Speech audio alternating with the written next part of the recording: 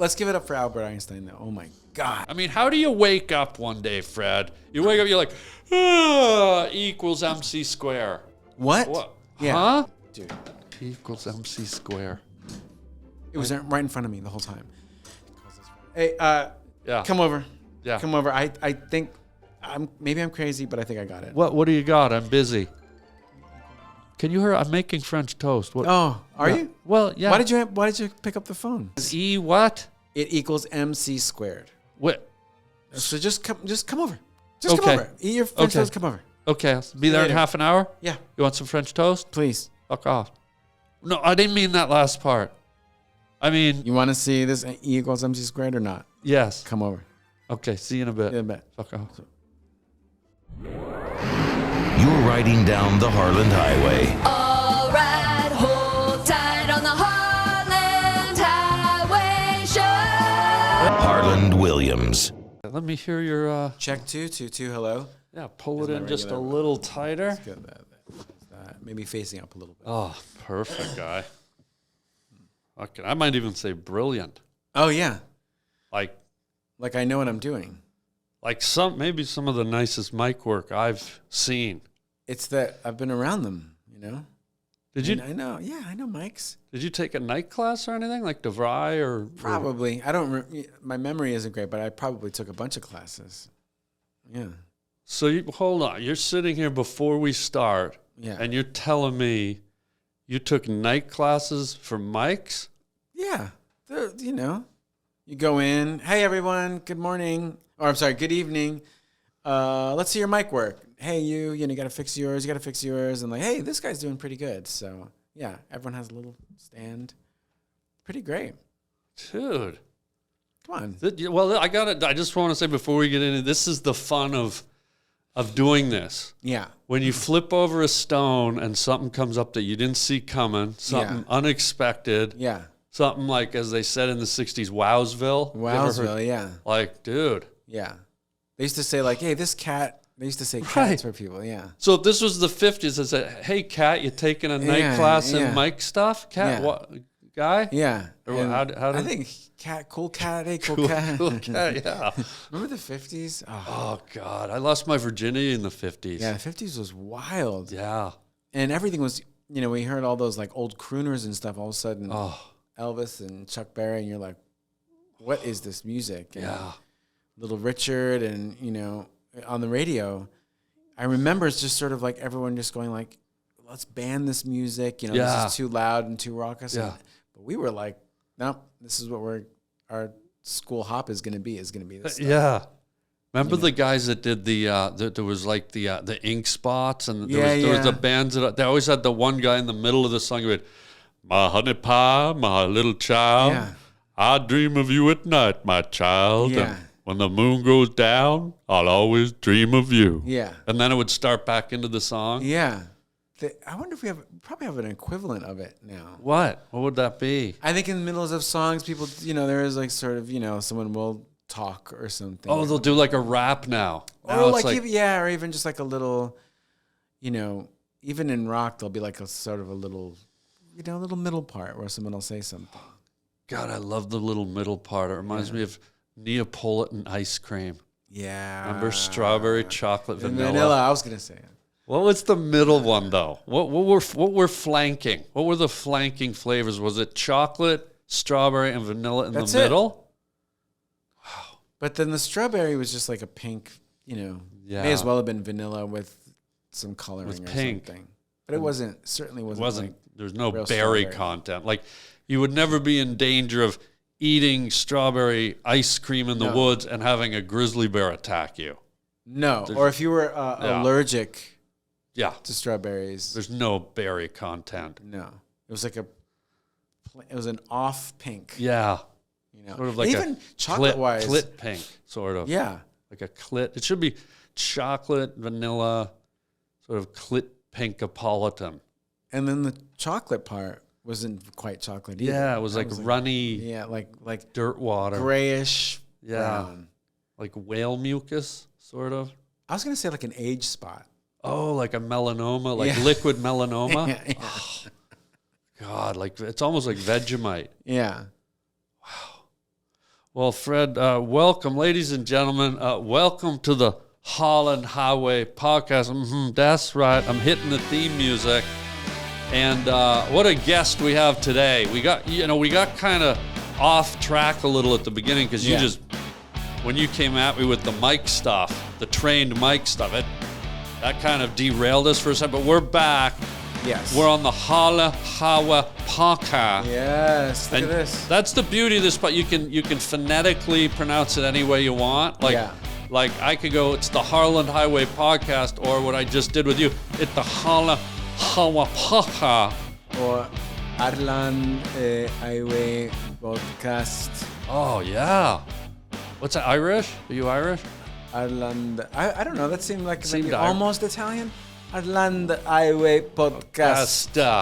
Podcast. God, have you ever met? Speaking of, and again, you're taking me off track, guy. But this is the sign of a dynamic guest. Speaking of Italians, have you ever met Chef Boyardee, the famous? No, but my parents did. Are you serial? Yeah. Talk to me, guy. I had a whole list of questions, but here we go again. New York is a place where you just bump into people. Yeah. You know, so all the news anchors and stuff are they're going down 34th Street. I find those are the hardest people to bump into, though, the anchors, because no matter how hard you bump into them, they just won't budge. That's they're anchors. That's why they're called anchors. They don't move. I know, but that's why I'm saying, guy, they're tough to bump into. Yeah. Nonetheless, chefs are there, famous chefs, and your parents have met Boyardee? Oh, many, many times. Talk to me, guy. Like sit and talk to me. It's just New York. New York, you just paint there's Chef Boyardee and there's, Kermit or whoever, and you just wait. We talking them up? Yeah. It's New York. Is it? But it's not like when you're in the city, it's not a special like, oh my God, Chef Boyardee, it's so good to meet you. Yeah. It's just like you're on the street, I'm on the street, where I have a train to catch. Good to see you. You know.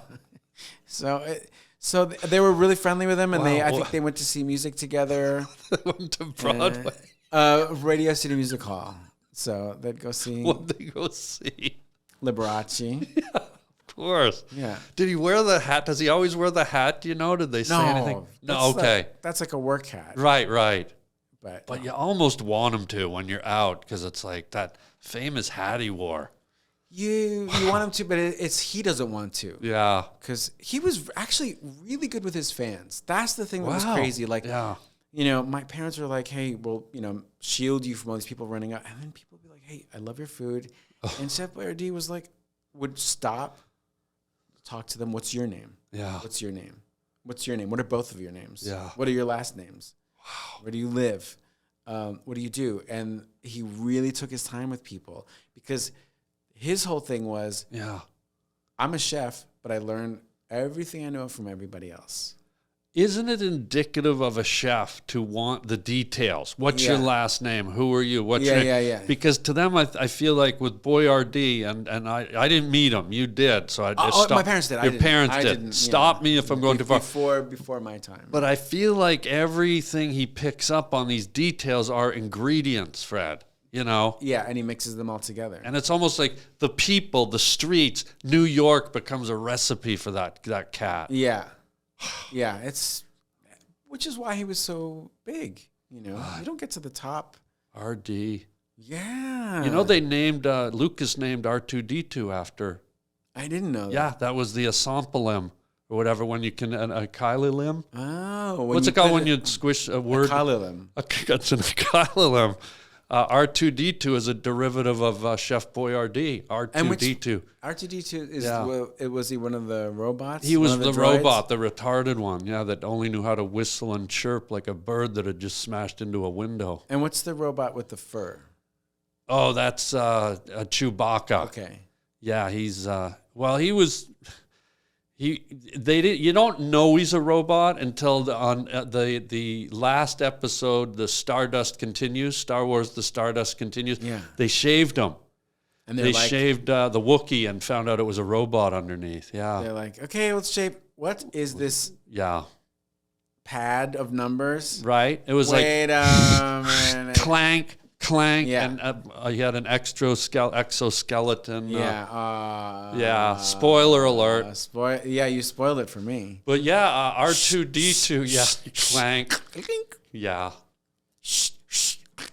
And he screamed like a mofo. I don't know if you use that word. But He just like, but his screams were fake, yeah. right? He's a They robot. were programmed. So it's like, Yeah. oh, I heard Chewbacca. Oh, Yeah. there is no Chewbacca. Yeah. It was actually, his voice was a sampling of a Spandau Ballet song, True, and David Bowie and Freddie Mercury's Under Pressure. Yeah. And they sampled them together and got the... Wow. If you slow it down and play it backwards... It's all of that together. And play with your nuts. You can hear it. machine. Yeah. Which we're going to play a little bit of Spandau Ballet coming at you. Yeah. Oh. And here we go. We're going to play, this is True by Spandau Ballet. I know this much is true. I bet How much? that Spandau Ballet were emulating David Bowie. You bring up David Bowie and Freddie Mercury. I think they were kind of going for that croony, like real singing, deep, like respectable singing. There's nothing like rough around the edges about it. Well, I heard that they were trying to capture the fat audience because originally they're called spandex ballet. Did you know that? I didn't know that. Yeah, and well, it wasn't even ballet because ballet is symbolic of someone who's very toned. So it was spandex jelly bumpers. Was their original. They shortened it. Mamma mia, as Chef Boyardee would say. No, but we're goofing around. But Chef Boyardee, we're going to give it up for you. New York. Really was a real presence in New York. Well, let's kick this off. Yeah, Can I introduce you? Yeah, please. Folks, I want to introduce our guest today. Actor, comedian, writer, creator, singer, and one other talent that we're going to put to the test later that I'm not telling you till we get there. And it's interesting because most human beings, they have their first name and then their last name. But you're the only guy I've ever met who has your first name and then your nationality.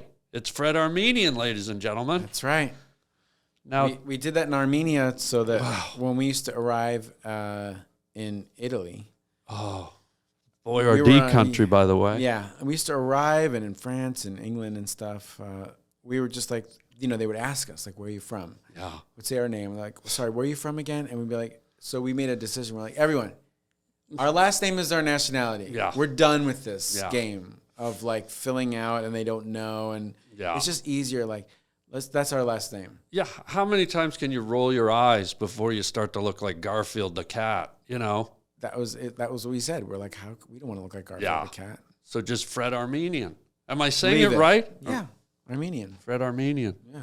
But your first name is a bit of a bait and switch because it's Fred to the layperson. Yeah. But to a guy like me, not them, Fred, they don't know. They don't know. But there's another way to say your name, Fred, and I'll let you do it because I don't want to butcher it. Well, there's Feridun, which is what I was named when I was a baby. And then me and my dad changed our names because everyone called us Fred. So we're like, let's just change it to Fred. But now I think I like Feridun. Feridun. It's very sort of Lord of the Rings, Harry Potter. Like you could be a character in either one of those movies. Here comes Feridun. I wish. Yeah. Imagine some of that Harry Potter money. Hello. What? We're better than that. Imagine to be able to fly around on a twig. Yeah. Yeah. I mean, Fred, sometimes you got to say, fuck the cash. I can fly on a pine tree branch. Yeah, you're right. I didn't think of it that way. That was greedy of me to just think of the cash. Well, it was very, very, but if you think about you could fly, no more going to airports, no more booking flights, just jump on your birch branch. Now let's think about this, though. Here we go. You have to go to Austin, Texas. I'll go there. Okay, so we're going to go on a flight. No, I'm going to take my birch branch tree. Yeah. First of all, everyone's staring at you on the way. Second of all, how much luggage are you going to bring? You can't bring a bunch of luggage on the branch. It's not that magical. It's like, oh, it'll take you, but you can't be having like suitcases and stuff. It'll weigh you down. What if, and this is just I'm not a wizard, but what if you have a magic pine log, like a thick one, okay, and it's for luggage? It's like a side ride for luggage, like a floating magic pine log. Will you wisp around on your willow tree wisp or whatever? Let's take that into consideration. Okay. Now, how long is that flight? Oh, it's only a couple hours. No, it's not. On a branch? You're not on a jet. Yeah. So you're out there in the sun, right? And you're going over Arizona and New Mexico. So it seems cool, like, hey, no more airports. Yeah. You want to get on a branch and in the sun and you're sort of trying to find a place to land in Austin. You get there, you're going to be like, I wouldn't mind sitting in a seat in the air conditioning. Yeah. By the way, I'm not convinced of this. I'm just putting it out there as a think about. Right. Magic isn't always as magical as it seems, is what I'm saying.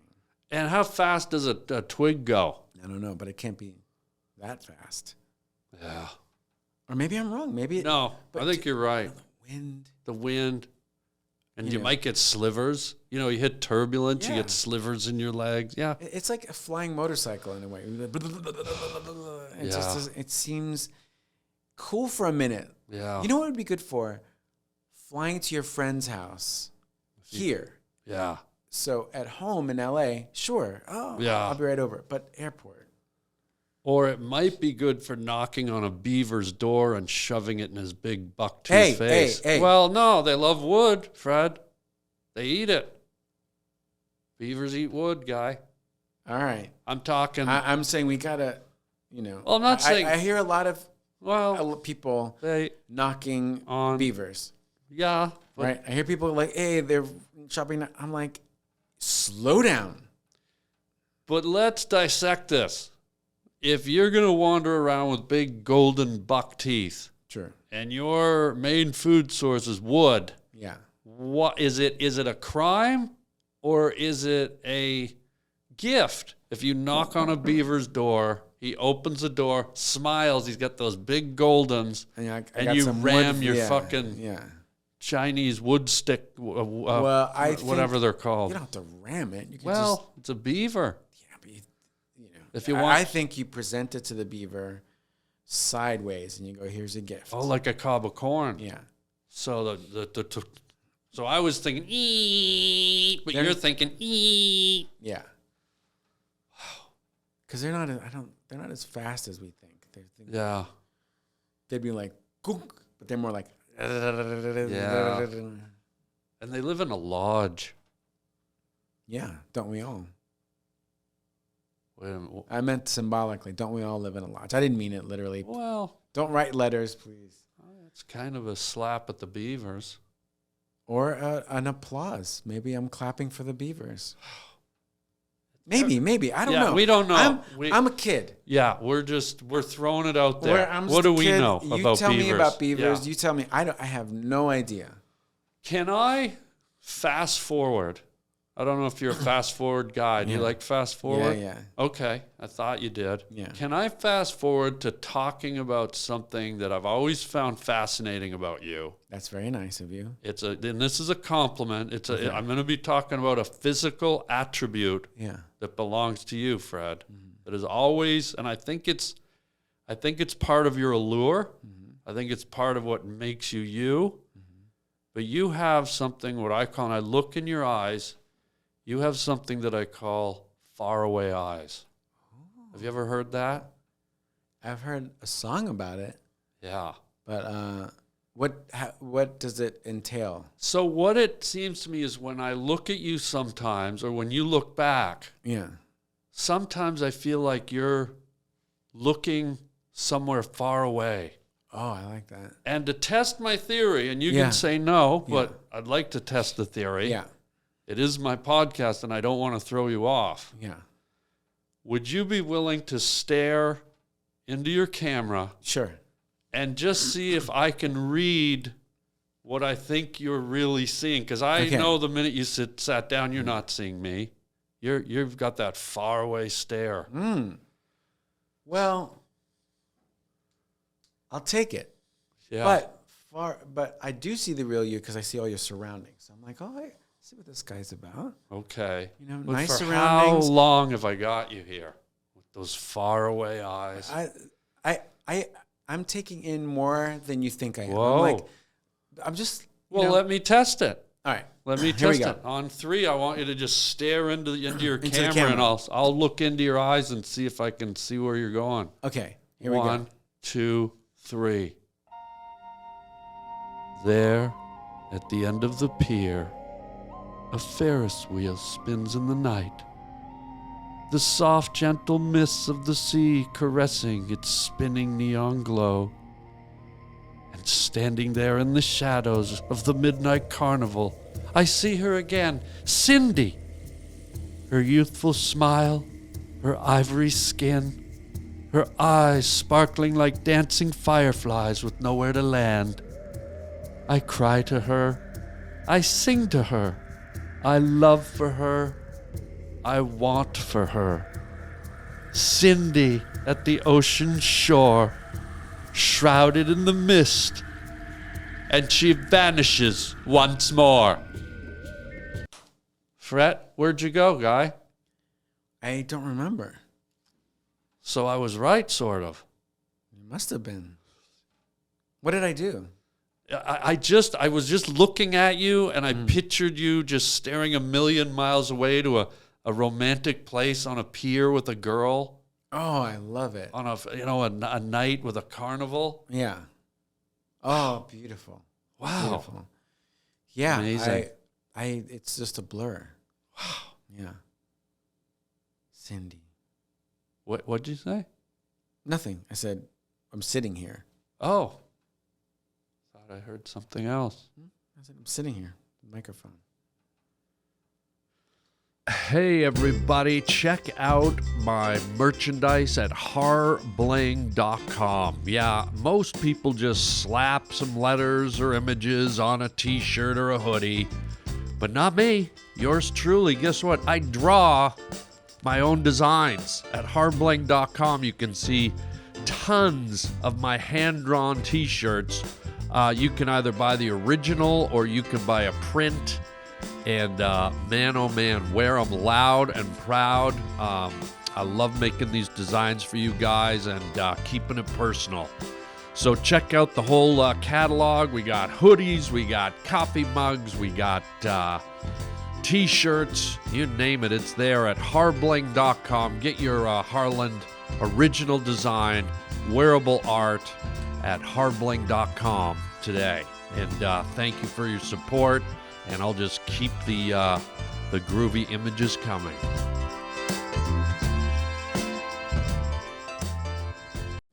Can we cut to a little place, Fred, Yeah. called Saturday Night Live? Now, you were on it for, 9 seasons?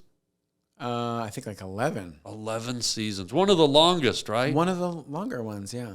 First of all, congratulations. Thank you. And I'm not going to ask you about any skits. I'm not going to ask you about any of the other cast members, but there's something that I've always wanted to ask about because you never hear about this, and I've always wondered about it. I always pitch you guys out there having fun, but then when you're not there, there's got to be sort of a web of back offices where each of you cast members, did you have a little office? Oh, yeah. So my question is, forget about the guests, and is there an office story? Is there a story that sticks out in your mind, something that went down in your office at Saturday Night Live? Because we never hear about the office. The office is where we spent most of our time. Oh, Most of the see? time is in that office. So That's your all own we- office, or is there someone else in there? My own office. Your own office. And how big is it? Teeny. Oh, Maybe about half of this room. I had a small Wow. office, yeah. No window, purposefully no window, so I wasn't distracted. wow. But some people had bigger offices. Yeah. And I spent a lot of time there. You just write and write and write. And sometimes a writer is in there with you, and you both write something together to the wee hours of the morning. And one time, here we go. I was writing a sketch with Maya Rudolph. Rudolph, hilarious. It was a sketch where it was like a big band on stage, and someone is announcing, "Hey, on bass, so and so, and on drums," and they'd say a little something about each band member. Okay. And she was making things up about this fictional band, and she made me laugh so hard, and I was laughing and laughing, and then I remember sort of being on the carpet, like I was down on the ground, there's like a little couch. Yeah. And I remember looking at the carpet and being afraid that I wouldn't be able to breathe back in again. Like all the air had left my murder lung. by laughter almost. And I was out of air. And I remember like a little bit of fear of like, I think I won't be able to breathe in again. But a lot of my, most of my memories that's like the main part of the job. Really? Oh, yeah. All week. Even after you're done with your sketch, you're sort of going back to rewrite it and work on it and fix it and stuff. And was there ever anything in the office that beyond the writing, like, was there any, did you bring a cast member back there and have a little physical fun? Did you get in a fight with anyone? Was there yelling? Was there some crying? Was there frustration? Like, what's a story that happened in that space that really maybe stood out as a... Well, it's in a public space. Like you're sort of in a hallway with other offices nearby. So it's not that private. And in fact, you don't want to shut the door anyway. It's like hot in there, and it's more of a weird move to be like, yeah. So you're in your own office, but you're sort of in it's an office building. So all the other cast members' offices are it's like a hallway of cast members? Yeah. Weird. And writers. Yeah. And writers. And are you guys mingled together, or is it the writers are at this end and the cast? Mingled together all the way. Yeah. How many writers? 18 or 20 or something. Wow. A lot. So there's all the input from them, and then all the cast members are these writers are separate of the on-camera cast members like yourself. But still, it's both parties trying to come up with a sketch. Wow. Yeah. And sometimes you'd hear laughter down the hall, like a writer and a cast member. They hit gold. They hit gold. And then I would think, damn it, what did they come up with? Yeah. But did that push you harder to go, okay, they clearly hit gold. But what did they think when they heard you laughing in your room, almost dying? Whenever we all talk to each other years later, that's always what it is. Like, oh, you guys were the ones having all the fun while I was working on my sketch. Yeah. So there was a lot of that. And as far as like heated stuff, it was always little stuff. Yeah, little flash fights. So this would be like a real common thing. Come back. The salad. Bacon bits on there. I said, every week I order this thing with no bacon bits. And look. So it was the lunch order? Or dinner order. It's like little things. Yeah. I asked them to print it up. Nothing. I asked them, and now they're gone. So I have no idea. Wow. It's little things that make people the most mad. Yeah. It's funny, yeah. But, you're kind of in a high-pressure, high-tension situation trying to come up with that gold every week. Yeah. And sometimes that little reprieve is the salad. And when it's not done the way you want it in that moment, you're like, how hard is it? I asked for 3 ingredients on my salad. Yeah. That happened to me once. I was shooting a movie somewhere, and I didn't want the craft services. I was just craving a McDonald's Egg McMuffin. Yeah. Was it breakfast time? It was breakfast. I said, can one of the guys go out and just get me an Egg McMuffin? That's all I wanted. And first of all, it took them like an hour.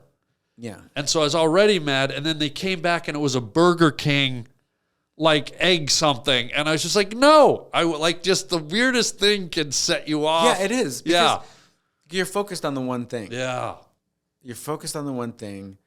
Yeah, that's happened a bunch of times. Now we're gonna sound like some real complainers, but but that is always the thing where you're like, my fridge has no water. Why do I have a fridge? Yeah, there's an empty fridge in here. Is there a reason I've got an empty fridge? Well, because when you're working at that capacity, when you're under pressure to put out a hilarious show every week to a live audience, those little things you don't have time for. So it's like, boom. Yeah. But I want to go back to the laughter thing, because isn't it funny how those moments you really can almost die from laughter? It happened to me a few times where I literally accused a friend of mine in the middle of the laughing fit. When I got my breath back, I accused him of trying to murder me. I literally said, "You're trying to murder me." And then I sat down on the couch and said, "Whatever you just said, now say it again." Because I wanted that extreme laughter all over again. Yeah.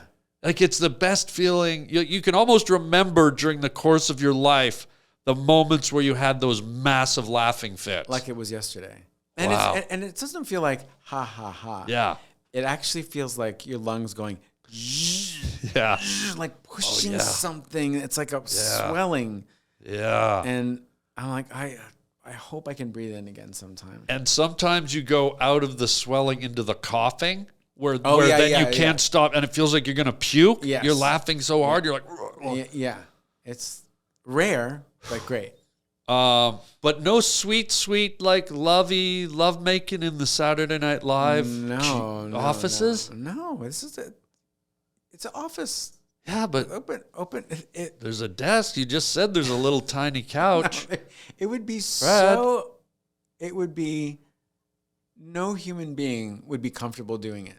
It would be the equivalent of someone doing it right behind. Like, if you knew someone was right behind that door, you'd be like, I'm not going to do that here. But isn't that the thrill of it, Guy? I don't know. No, it's not the thrill of it. I think you should have. Well, too late now. Well, Too late now. And it's like, it is a New York City building. You know what I mean? Meaning, like, there's a code. It's not a code. It's like buildings are not, they're not Made for they're not fucking. Made, no, not like Dad. window, like couch, laptop, or I'm sorry, desktop. Yeah. People up and down the hall, people laughing down the hall. Yeah.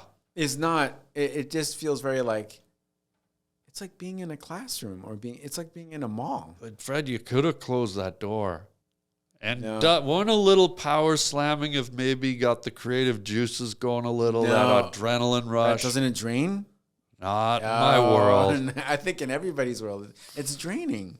Well, maybe you gotta try some reverse psychology on yourself. Maybe. I feel like it's like sleepy time. Can I invite you on your next gig where you have an office to make some sweet writer's love in your office? And then we'll see how my writing turns out after. Because this would be Deal. the piece that I'd write. Sleepy sleeps. My eyes closed, and then it was sleepy time. Wow. It would be the shut eyes sketch. Yeah. Which I'm liking. I'm liking the genesis of it. Yeah. Okay. Well, next time. Yeah. I'll let you know.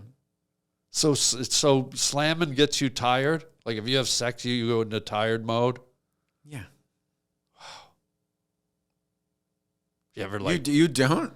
I like a good round of tennis right after I make sweet love. Or bull riding. I don't know if you've ever done that. You only have to stay on for 7 seconds. Yeah. You should stay for longer. Yeah, but God, I'll make sweet, tender love. Yeah. And I'll get right down to the rodeo arena and get on about a 3,000-pound steer and buck around like Dolly Parton just landed on a box of pretzels, Yeah, of course. That's what I was going to say. Yeah, like.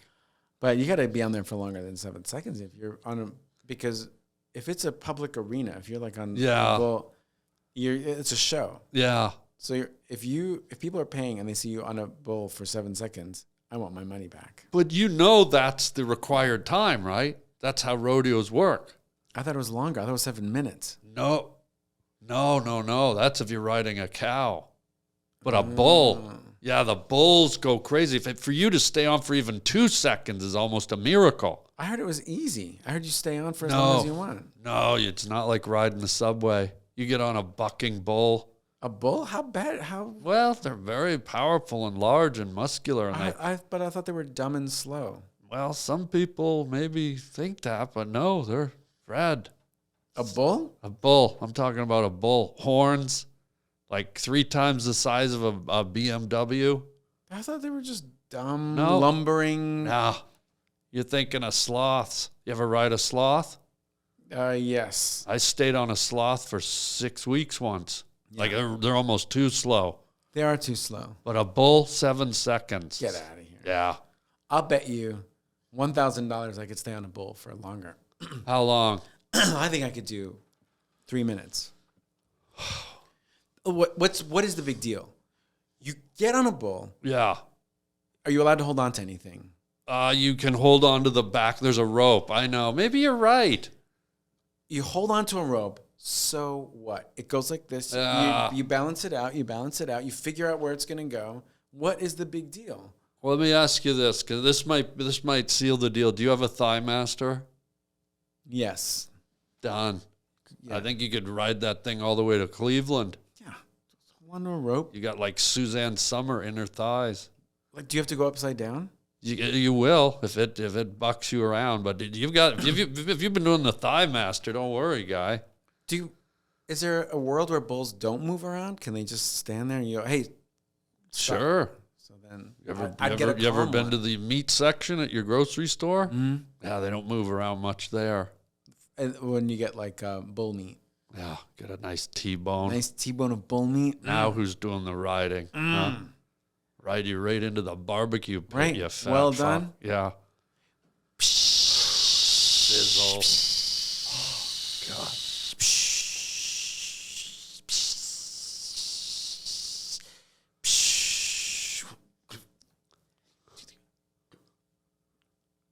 Actually, I like mine a little more well done. Oh, If you sure. yeah, sorry. A little louder because it was like. Yeah, it was the juice. I'm going to get some onions. Oh, yeah. Red. Holy fuck. Oh. Fred, excuse me. Just, I like mine a little more well done. Then this? Yeah, if I'm sorry. All right. Well, you kind of didn't ask. You just kind of put it back I'm without. just going to go off the bottom. Yeah. I'm going to look into the meat here. Yeah. That's what she said. What, you don't, that's not well done enough for you? That is Not great. yet. Little, just a bit So much more. steam. You're right at the edge, Fred.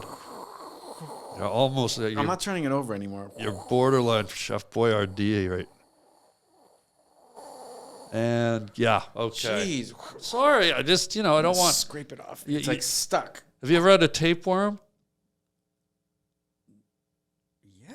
Yeah, 'cause you eat the uncooked meat, you're gonna have a tapeworm. How long was yours? Oh, an inch? Oh, that was an inchworm. Yeah. Did you get it out in the garden? Oh, yeah. Yeah. Was it when you were pretending you were a robin? Yes. Yeah. No, that's an inchworm. Inchworm. When you're playing. That's not the same thing as the tapeworm? No, tapeworms are about 12 feet long and eat your manure. Ew. Yeah. I'm sorry. If I was a tapeworm, Yeah. I would say to humans, you complain about us, but we're eating your manure. Yeah. And so Yeah. we're not eating your food. We're Yeah. eating your waste. So why do you have issue with us? And why aren't they called diet worms? I mean, they're Right. pretty much eating our food. Yeah. Think of all the calories you'll Yeah, save. nice and skinny. Yeah, I'll have an extra banana split. Don't worry. Timmy's in here. Yeah, He'll yeah. take care. Timmy the tapeworm. Timmy the tapeworm. Yeah. Eating the rest of the ice cream sundae. If I could get my... It's right here. Yeah. Gunk. Sure. Oh, yeah. Oh, shit. What? Just... No. Bro, it's just I don't want a tapeworm, guy. The problem is, Well... I put that buck on the grill, and everyone else is going to want Yeah. their burgers. I'm not putting it half. You ate from it. Yeah. Go to McDonald's and get a breakfast McMuffin like you wanted. That was so many years ago. I kind of passed it right through the cord. Yeah, it was that movable, malleable. Yeah, the light just went. There it goes. So hold on. Whoa. Can I stop everything for a minute? So you're taking a night school class doing the mic shit. I just saw what you did. Are you taking a night school class in electronics? How did you do that? These are Tivoli lights. Yeah. So as soon as the connection is disconnected down there, all you have to do is push it forward. And yeah, it's kind of like Christmas lights. They're all connected. I don't know if anyone's ever said this to you before, but who are you, guy? Yeah, I've heard that. Who are you? How many night school classes are you taking? Like, are there other things I don't need? We've got... That's it. I promise. Electronic lighting. Okay, at night. Yeah, and microphone movement. And there's nothing else. No. So if we go along here, I'm not going to uncover a third night school class that you're doing. I don't think so. But see, I don't think so. I don't. Feels a bit open-ended. Yeah, no, but my belief is I don't think there are any other classes, night school classes. I don't think. Would you do me a quick favor, Fred, and stare into your camera? Because those eyes... Lemon butter clouds drifting on a mayonnaise sky. I watched the sun burn hot, melting raindrops as they sizzle tender angel flesh. A cowboy rides through the dust on a rattlesnake's dream. I lay beside you on a blanket on the bluff. Salami, white wine, hazelnut spread, puffed shrimp, calypso. Fred? Oh. Guy, your eyes. Oh, I just got hungry. Where do you go? I don't know. I don't have any memory of it. But I do want to bring up Yes. Calypso music. Please Yes. check it out. Please. What? We over at Spotify and Apple Music, people are not checking out Calypso music. Did you just say calypso? Yeah. Because when I looked in your eyes and I was reading it, the final thing I said was calypso. What the F? You know how to read my eyes. What the corned beef sandwich F? But what the corned beef sandwich F? Like, I mean, you can say F off, but when you throw a food in front of it, Fred, it's like triple. Like, try one. Throw whatever. What the cornflakes F? Wow. What the milky cornflakes F? Well, easy, guy. Dial it down, Nacho. Yeah. Speaking of music, Fred. Calypso. But in every form of music, mostly, there's an instrument that occurs. And someone at this table is a drummer, not me. Talk to me about your drumming, guy. You're not a drummer? I'm not a drummer, but I'm in awe of drummers. They're the best. Talk to me about the art of drumming, please. I love drumming. I love drum kits. I love drum sets. I love drummers. I love watching drummers play. How long have you been a drummer? When did you start? I started maybe when I was like 10 years old or something. So are you a fluent drummer? Not really. I mean, yes, but, there's drummers who are like jazz, experts. I'm not one of those guys. I'm not one of the who could really break down different time signatures. But I love drumming, and I drum as often as I can. Are you a guy who likes to challenge yourself?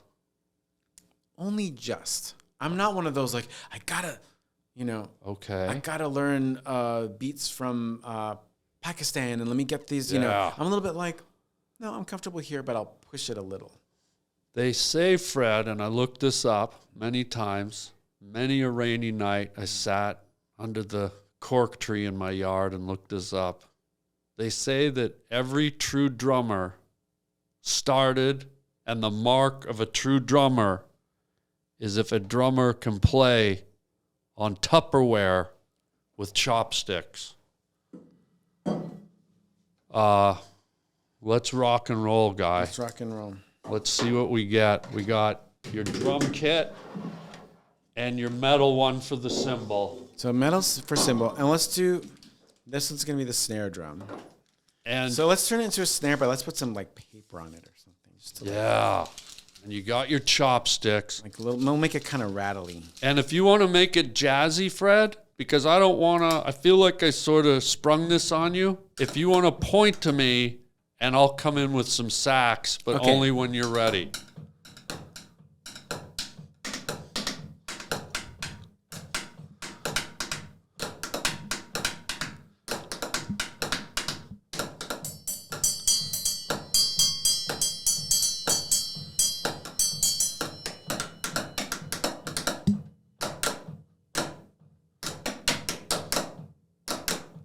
Here we go. Go.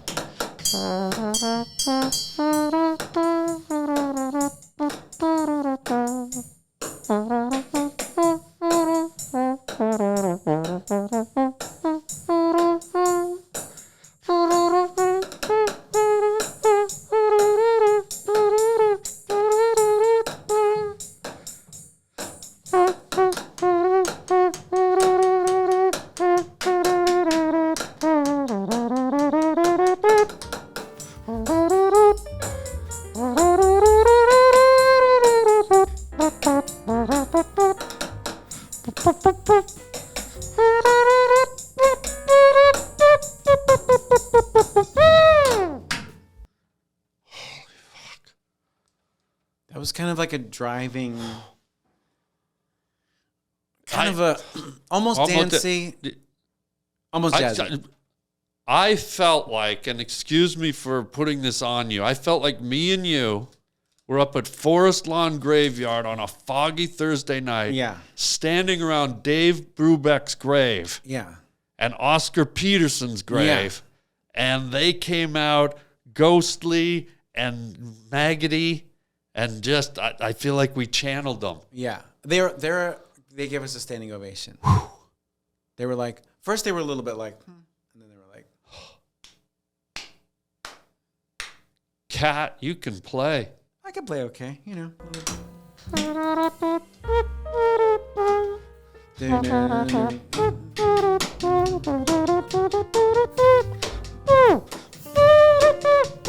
High note. Wow! Holy. Do you like swearing or no? No. Am I allowed? No. Okay, then I'll just say, holy summertime mashed potatoes F. Yeah. Like, whoa, guy. Yeah.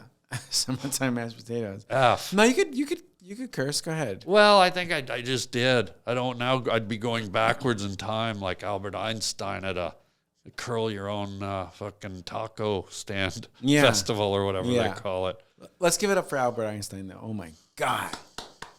What? I mean, who did his hair? Out of the gate. Out of the gate. I mean, how do you wake up one day, Fred? You wake up, you're like, equals MC square. What? Yeah. Huh? He was just like, he had a coffee and he's just like, what is E equals? He's like this. He's like, I got it. Look, dude. E equals MC square. It was right in front of me the whole time. He calls his friend. Hey, come over. Yeah. Come over. I think maybe I'm crazy, but I think I got it. What do you got? I'm busy. Okay. Remember I was saying what is E equal? Yeah, but what is E first of all? Because energy. When you went on that, energy. Okay, yeah, that's right. Can you hear? I'm making French toast. What? Oh, are you? Well, yeah. Why did you pick up the phone? Well, I saw it was you, and in 1939. Yes. You saw it was. Wait. I saw it was you in the egg batter. You know how sometimes you see Jesus Christ on a potato chip or on a loaf of bread? When I was wisping the French toast egg batter, I saw a vision of your face, and I just went, I bet that's him, old mustache. That's where we should put in our money. Okay. If you're able to know who's calling in 1939, buddy, we have another conversation coming up because it is me. Well, I'd like to finish this conversation because what I'm saying is E what? It equals MC squared. What? So just come over. Come over. Eat your French toast. Come over. Okay, I'll be there in half an hour. Yeah. You want some French toast? Please. Fuck off. No, I didn't mean that last part. I mean, you want to see this E equals MC squared or not? Yes. Come over. Okay, see you in a bit. In a bit. Fuck off. He's already hung up. Yeah, it's too late. I got you. Too late. Wow, that was fantastico. Thank you. I mean, as Chef Boyardee would say, fantastico. Grazie. You can, Kat, you can really pound those skins. Yeah. Yeah. Tupperware. Wow. Look at these. Tupperware turned out to be useful after all, huh? Well, musically. I think for storing food, we still seem to use. So wait a minute. You can lay down like some really solid jazz, and you're telling me you'd put a souffle or a meatloaf in there after? Yeah. Or I'd mix part of the ingredients in here. Wow. That's what I would do. I don't know that I was going to say this, but party player. Like you're a party player, Kat. Do you host parties and make food? Well, no, but when a cat can tap the skins and then go put a meatloaf in his drum set, you're a party player, cat, wild cat. Yeah. I don't know what jungle you prowl through, but your prey is like fucking souffle in a Tupperware. You got to recycle these, buddy. Well, I'll show you how. Okay. Oh, wait, recycle the chopsticks? Always. By the way, ladies and gentlemen, the guy just opens a fresh pair of chopsticks and plays some of the hottest jazz we've ever had on the Harland Highway.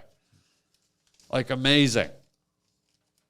Always. Oh, wow. Yeah. Yeah. So give this to your next guest. Or to your next food guest, if you have someone come over. Wow. Save the turtles. Save the turtle.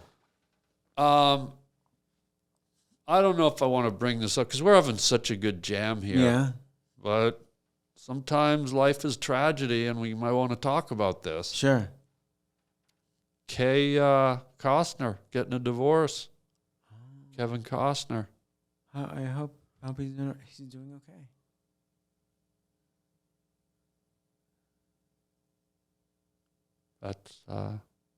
That's it. Like he's had 5 children with a woman for 15 years, and that's. I hope he's doing okay.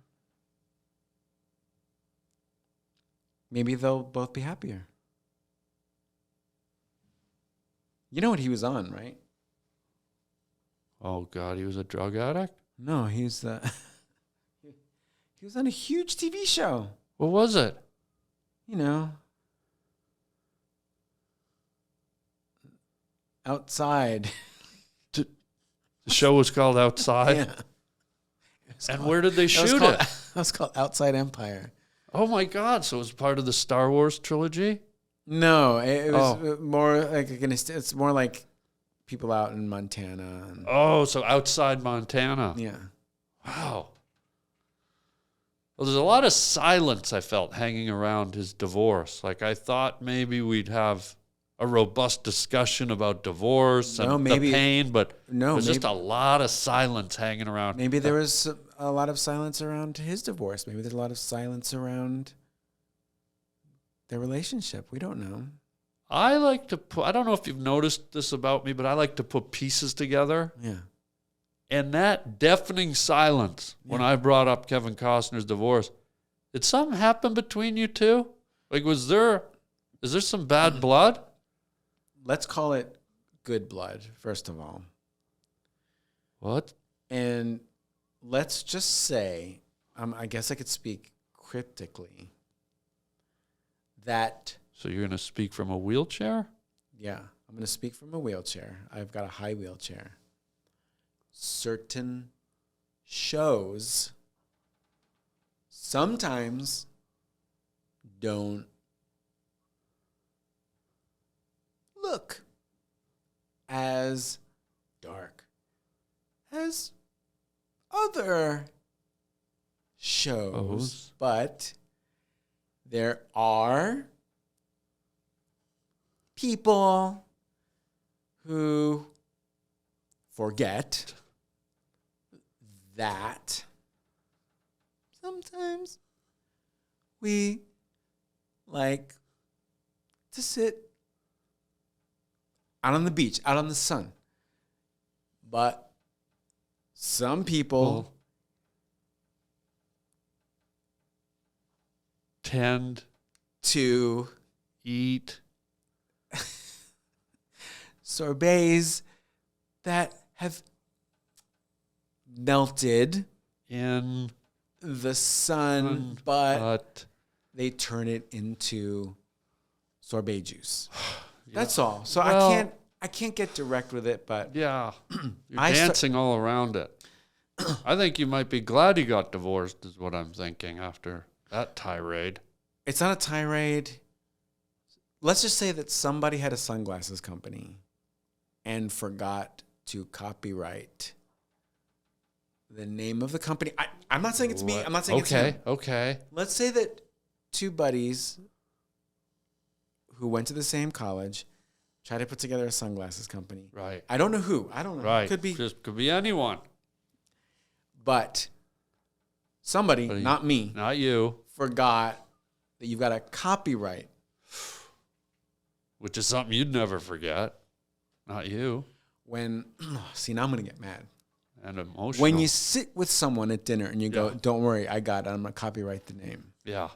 Of the sunglasses of the sunglasses company. company. Yeah. You go, are you sure? Because I can do it.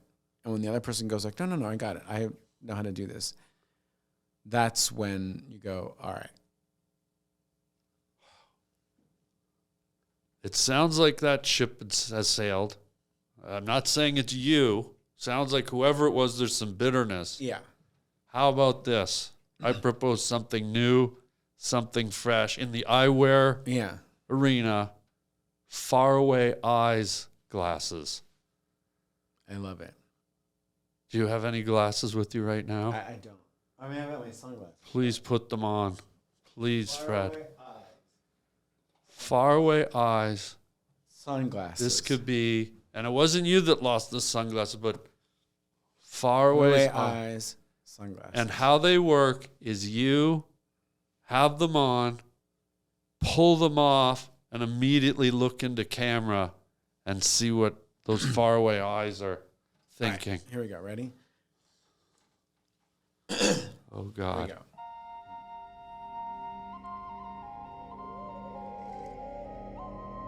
Wendy's Baconator with a chocolate frosty. Wow. It made it shorter. Yeah. It made your faraway a little shorter. Yeah. And I do remember this time. What was it? Wendy's Baconator. Frosty. What flavor? Vanilla. Ah, I didn't get it all. Fred, Hey, I was close. do you need a sponge bath? Sponge bath? What? No, I mean, you need a minute. Do you need a minute? No.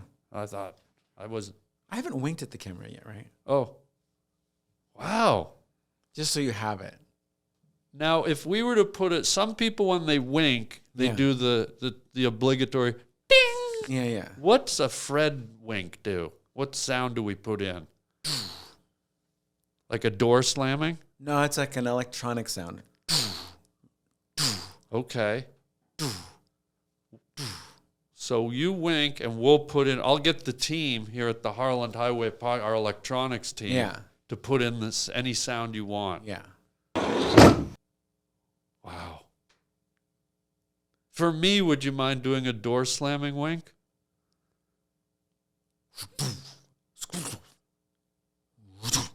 That's a door slam. But we put the sound in. I thought you wanted me to do the sound. You just have to do the wink. Wow. Wow, dude. A car door is more like, Oh, choo, choo. we'll do the sound. You do the wink. Oh, The- right. The car slamming door wink. But that's not, it was a car door closing. A slam Okay. is different. Okay. It's We'll- still similar, but there's a, We'll do the sound. yeah. You do the wink.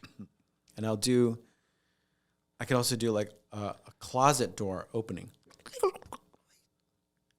It's an old wooden house. We'll do the sound, and you do the wink Okay. for the 15th time.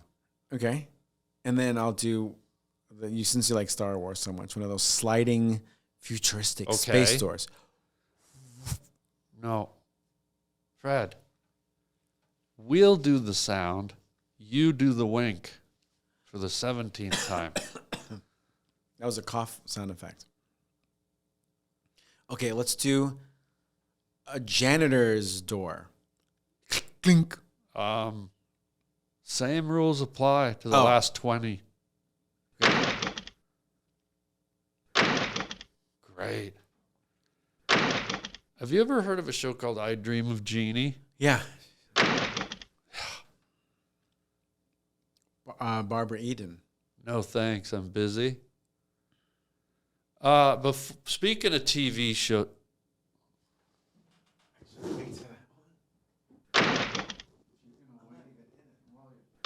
stand up.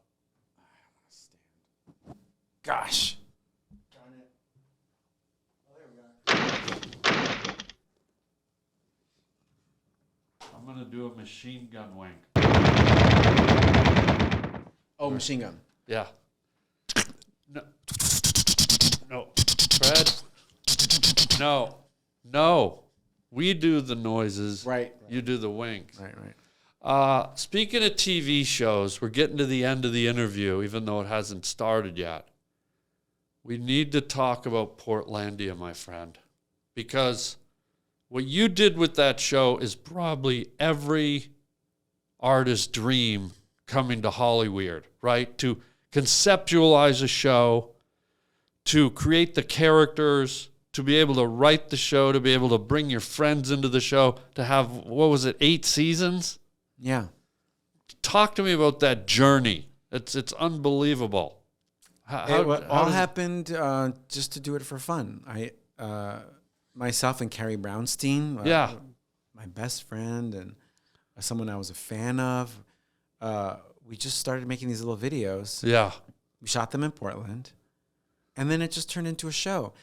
My manager, we have managers and agents here in Los Angeles. Yeah. And then he was like, what do you want to work on next? And I was like, I just want to do these. I want to make these. And then we pitched it, and somehow they let us do a pilot and then a first season, and we just kept going and going. We shot it in Portland, and all our ideas came to fruition, and I can't believe it. It was fun. And you got to kind of be, which is very rare in this town or in any industry, you got to kind of be the captain of the ship, right? And even though there were other creatives. Yeah, there was like 3 of us who really were the captains of the ship. And then, it's that it was small. So it was on this channel called IFC. Independent Film Channel. Yeah, so because of that, we didn't have the weight of anyone, making sure we were doing something a certain way. Less meddling. Yeah, it was just too small of a company. Isn't that a blessing in disguise? What a dream.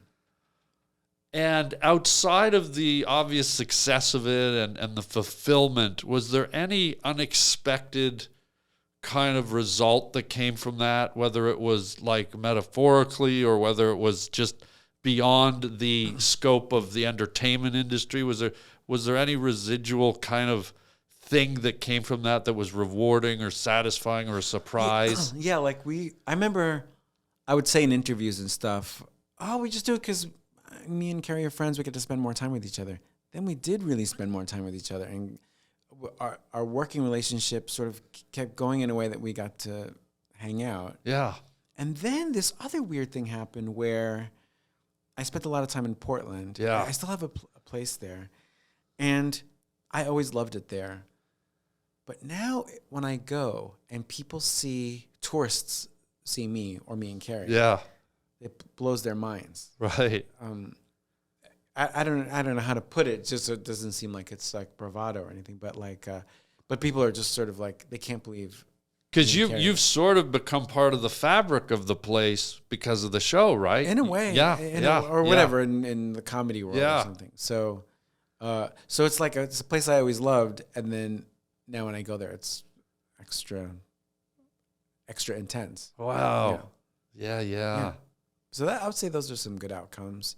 Yeah. And then when I look back, I just can't believe all the concepts that we had for all the sketches. Yeah. A lot of recording studio stuff, and it's like inside jokes or something. And you're able to get away with it, execute it the way you wanted. And you're right, because what people don't know about this industry, sometimes the more polished and the more wealthy the studio or the network, the more these high-paid executives come in and want to put their fingerprints all over it. Yeah. And they not only sort of sometimes inhibit and upset the apple cart, but then they sort of psychologically make you as the creator not go to all the places you want to go because you're already sort of like putting up roadblocks, like, oh, they won't let us do that. Yes. But when you had that complete, almost creative freedom, it must have been so liberating. Absolutely. But we still made sure to, like, we gave ourselves rules anyway. Yeah, right. So that it wasn't too out there. Yeah, right. Because sometimes if you go beyond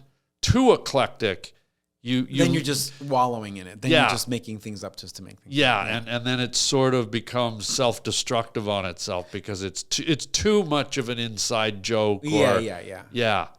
And the other two were good at, if I was trying to come up with something that was too far, they were sort of, thankfully, wow, hold it back. Yeah. So based on that and all your experience on SNL, is there a dream project that lies ahead for you that you would love to see come to fruition, like another show or a movie or something that would challenge you that you haven't done? Yeah, I want something in completely in another language. Oh, really? Yeah, but wow, where it isn't the gimmick of the show. So like something in like either Icelandic or in Farsi or something. Really? Yeah. Is it a language you speak, or is it just? I speak neither, but something where,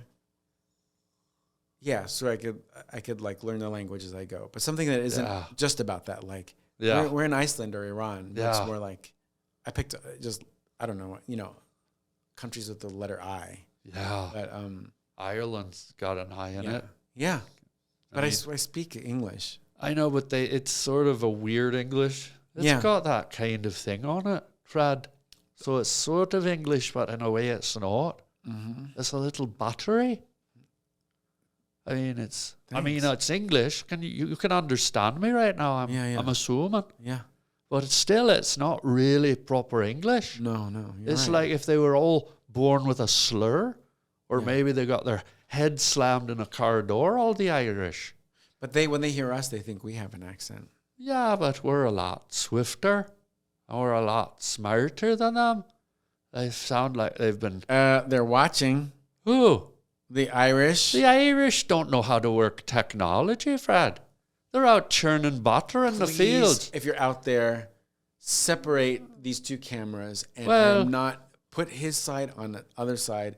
I would never accuse the Irish of not being good at technology. My God. Well, there's no point in wasting your breath talking to them. They don't even know how to turn on a television, Fred. Please, if you're Irish and you're out there, first of all, he apologizes, I apologize. They don't even have cell phones, Fred. They stand at the edge of a field and they yell to each other. Some of them even fucking yodel. And you're out there, we find you highly technologically savvy. You're wasting your breath, lad. You know technology. There's no one listening over in the Emerald Island. Our hope is that you will become the center. They still eat out of seashells, Fred. Of technology. Please, if you're Irish, please know that we invest in you. They don't even know how to run roller skates. And they skip and they prance over there, Fred. And the Irish. I open up a roller rink, you guys are first in line. And I want to see you out there on the roller rink. I think you're pandering now. I think you're doing some Irish ass sucking. And I don't know about that. But if you're Irish, you guys, listen, you guys, you're at number one. At the top 10 of countries, you guys are number one. And we believe in you. And we like you and we love you. So get out there. Fred, look, where I come from, that's called Irish ass suck. Well, I don't know. Where are you from, Ireland? Well, how did you know, Fred? Oh, well, look at that. Yeah. How the hell did you know it's from Ireland, Fred? Yeah, well, I could just guess. No, we love you. We're kidding around with you, but we love you. We're kidding around. We love you. How about a hand for the Irish, huh, Fred? Those dumb fuck. But let's get down. Speaking of other cultures, Fred, this is our last segment, and you're going to love this because I know you love footwear. This is called Words from a Wooden Shoe. Okay. This is an authentic Dutch clog. And inside are some folded up words. All you got to do is reach in, pull out a word, see if it elicits a memory or a story from some point in your life that you could share with the gang. Sure. Words from a Wooden Shoe. Words from a with wooden dear shoe. sweet Fred Armenian. Lost as a child. I remember boy. being in a campground. we go. You go, your family goes like in a camper, and there's other campers around. It was nighttime. So wait, there's campers and other families camping? Yeah, yeah. And sort that's of, a campground? I mean, like camper cars, like the vehicle. Got it. So not like really camping where you're way out there. More like there's like a Volkswagen camper here and like Got it. But it's still there's like little dirt roads and stuff. Okay. And you could hear everyone. But I remember I did get lost. What? And I remember it being very upsetting. I remember the feeling of like, I'm not from here. Oh my God, where are my parents?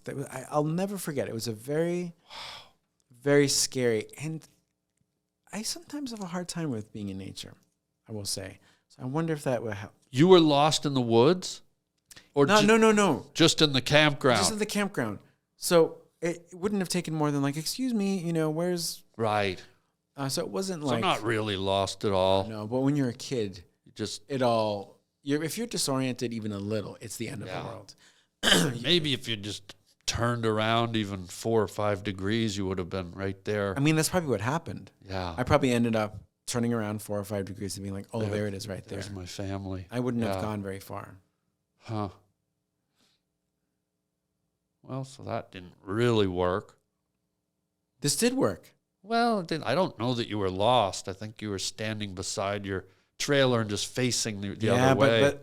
But lost as a child, the center point of the sentence is the word child, meaning that when you're a child, everything seems much worse than it is. Okay. That's what I'm saying. So the fact that you were right beside your family but just facing the wrong way was horrific to you. That's lost as a child. If you're lost as an adult, where were we? A7. Sorry. Yes, we're right through this way. Boy, this place is disorganized. Lost as an adult. Lost as a child. Well. Oh, no. I think maybe we call that, Fred, a very young drama queen. We do. Yeah. We do call it. My family called it that. They called you a drama queen? A very young drama queen. Because you were probably screaming, help, I'm lost. And they're like, Fred, we got some hot dogs on the bonfire. Yeah. And you turned around. And there they were. Yeah, drama queen. Yeah. Very young drama queen. A young one. Yeah. You grew out of it, though. Hell yeah. I didn't see any drama queen BS here today. Please. Not here. You want drama? Go elsewhere. Yeah, go outside where Kevin Costner goes. Yeah. Yeah, outside. Outside. Yeah, get out. Get out of here. Costner. Go get divorced outside. KC. Wait, are you taking another one? No, I'm just... No one's ever taken 2. I'm just rearranging them. Well, This one out. seems like maybe you're about to take another one. Fred Armenian, would you please look into the camera and tell the folks where they can see you, where they can go see you perform, where they can pick up your book? I've been doing stand-up, which is a comedy for musicians. And when I did the show recently at Largo in Los Angeles, you were there. You were a guest. We were there. We were together. You're not a guest. You were part of the show. Yeah. And so I just do that all over the place. So that's what I'm doing. Do you know, I think that's the first time we physically, Definitely. I think we'd been in the same room before together, but I think it was the first time we actually got to talk. That's exactly right. And I want to say I was super excited. I'm a huge fan. You're such a talented guy. And I reached out to Marissa and said, will you please ask Fred if he would come on the show? And I want to say thank you for doing it, because huge fan, Fred, and the you make feeling me is laugh. mutual. Thank you, buddy. It's mutual. And you're so funny. It was a great set that night, too. It was fun. I got there late, so I didn't get to see anyone else. I saw Amir's set, but I didn't get to see yours. But yours was so funny. Well, I think we had a nice set here today. Yeah, I do, too. And I think you have a nice set. Thank you. Oh, your eyes are up there. Yeah. Your faraway eyes My are up faraway eyes there. are up here. Folks, let me hit the theme music, and we're going to... do you want to do one more faraway eyes before we go? Up to you. Happy to do it. It's up to the folks, really. I think they would like it. And there I sat on the edge of eternity, eating curly fries and pretending they were rolled up drinking straws.